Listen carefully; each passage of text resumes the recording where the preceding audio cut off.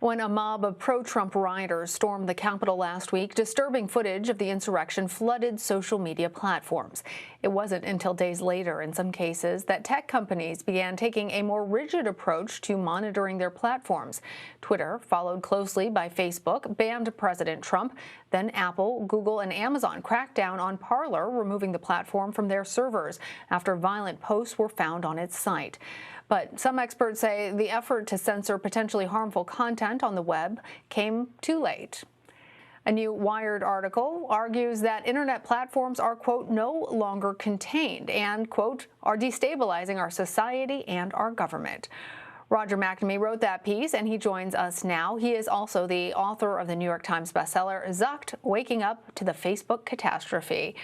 It's good to see you, Roger. You say that social media platforms hide behind the First Amendment, but free speech is one of the pillars of a functioning democracy. So why do you believe that their First Amendment argument is a hollow one? Well, it's hollow for a bunch of reasons, Lana. First and foremost, because the First Amendment only governs the attempt by the government to restrict speech. It doesn't affect corporations. CBS can limit speech, and obviously so can internet platforms. When I say they hide behind the First Amendment, what it's really about is distracting people from the core problem that we've got here, which is that these companies, as well as, frankly, the Republican Party and many on the right, have been playing with fire for years, using increasingly extreme language, and in the case of Facebook, YouTube, Instagram, and Twitter, using algorithms to amplify that extreme language. And in that context, something was bound to go wrong, and things have been going wrong all year. COVID came along, and these platforms amplified COVID denial, undermining our response to a pandemic. You saw that there was an occupation of the State House in Michigan, in Lansing, Michigan, early in the year. Again, that was organized on Facebook. And then when we have the January 6th insurrection, that was something that was being planned in plain sight on Facebook and on other platforms from shortly after the November election. And so these companies had to act to limit their legal liability because they were, in fact, involved. They were enablers of this insurrection. And I believe what happened was that they were looking at their platforms and seeing the threat of more violent activity this weekend and in the future, and realizing that if they didn't do something dramatic, their legal exposure would be essentially infinite.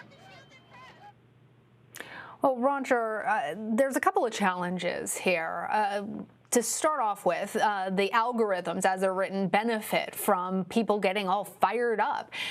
The other part of it is, of course, just how diffuse the user base is, how the content is generated, and the difficulty in being able to track and edit so much misinformation, so much propaganda, and all these other types of harmful content that we see regularly on these sites. So how does it actually happen? How should these platforms actually monitor what is posted? Lana, you got right to the heart of the problem.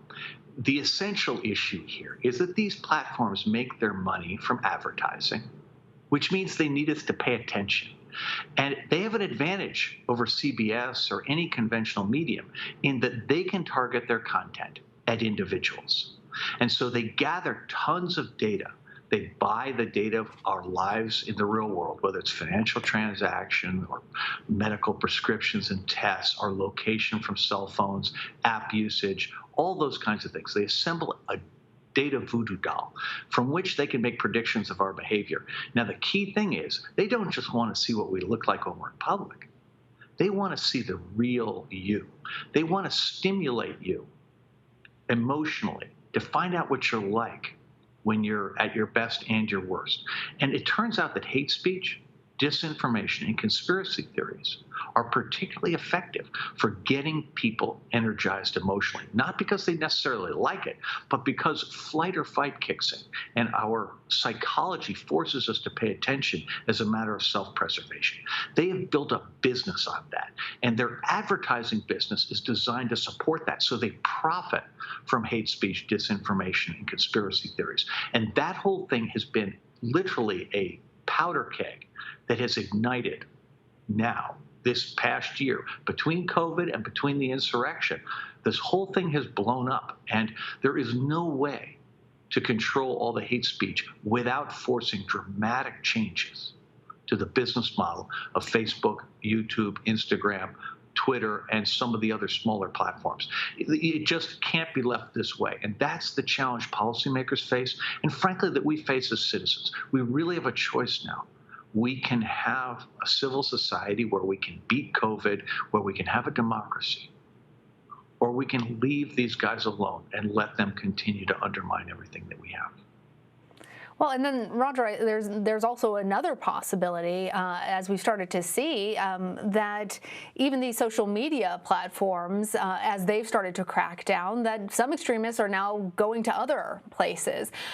Does that potentially make it more difficult to track this misinformation, to track this hate speech, to track all these things that we are rightfully concerned about now, given that it seems like now these big social media platforms are, for the first time, starting to take it more seriously?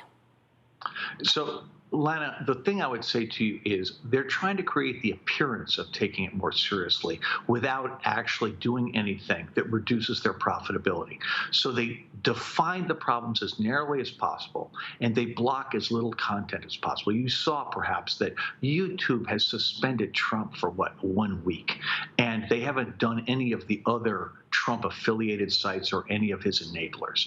Facebook, again, has taken a very narrow definition of this. Theirs is, in effect, indefinite. The only one who's been aggressive is Twitter, and Twitter really has been and deserves some praise, but it came way too little and way too late. Here's the thing. If you look at the insurrection itself, the vast majority of the people there I would characterize as being Civil War reenactors. They're people who are going there. They've been brought into a cult believing in the ideas of QAnon, the ideas of MAGA.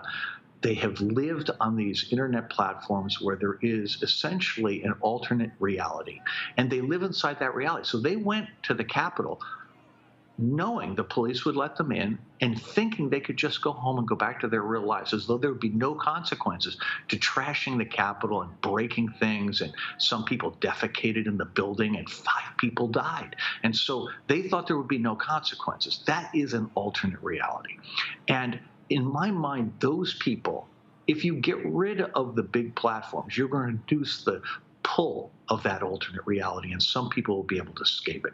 The real challenge is maybe 5% of the people who are there were off-duty police and retired military, people who were trained, who believe all the same things, but they actually know how to hurt people. And those people appear to have gone into the Capitol with a desire to either take hostages or kill people. And as the evidence comes out, it becomes increasingly clear that we were amazingly lucky that there wasn't a much bigger body count and that it didn't include, remember, the top 3 people in the presidential line of succession were in that room, as were every member of the Senate and the House of Representatives. This could have been a disaster of monumental proportions, and I think we were very lucky to get away from it.